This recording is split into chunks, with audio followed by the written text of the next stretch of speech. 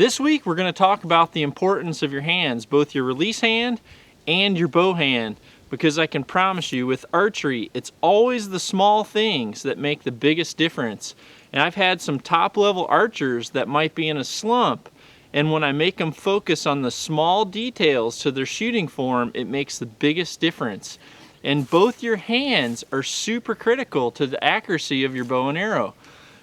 Your bow hand is the first and the last thing to determine the flight path of that arrow, because it's the first thing to come in contact with your bow, and when the shot goes and the arrow and the bow goes forward, it's the last thing that's touching your bow. Likewise, your release hand is actually the first thing to determine the path of the arrow itself and the string. So both of these things have to be the same all the time. It's important that when it comes to your grip, you put it in a repeatable place each and every shot.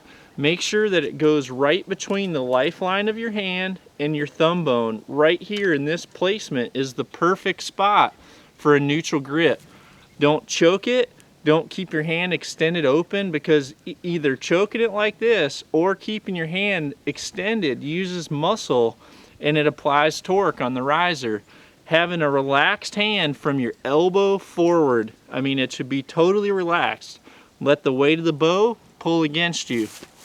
When I shoot, you can notice that my hand is fully relaxed. I don't have to go like this, and I don't have to white knuckle the bow.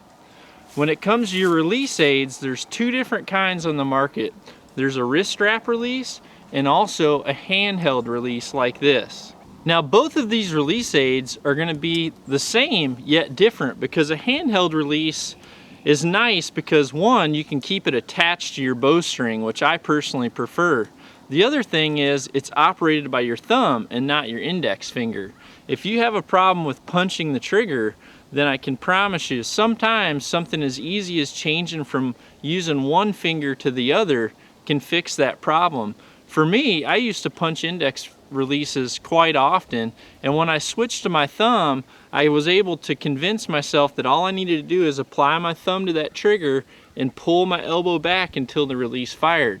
Now with an index finger, if you ever have had the anticipation on the trigger, then sometimes just changing releases could help out. Otherwise, if you prefer a wrist strap release, which I still do really like these, one thing that you can do to help your accuracy is get in the habit of curling your finger around the trigger and keep it in the same spot, but increase pressure by pulling your elbow straight behind you. Just envision yourself pulling that elbow straight to whatever object is directly behind you, and that's going to help that release go off without anticipation. Also, when it comes to your hands, an important thing to remember is make sure that your anchor point is consistent and repeatable. Now, whether you have a wrist strap release, you would want to put this knuckle right here directly at the base of your earlobe, because that lines everything up perfectly. I don't have enough time to explain why, but if you're in this place here, the path of your arrow and your string has great clearance on your face. Now, if you're shooting a handheld release aid, when you hold it, you'll notice it separates your index finger and your middle finger. And that V right there, that separation should be placed directly on your jawline.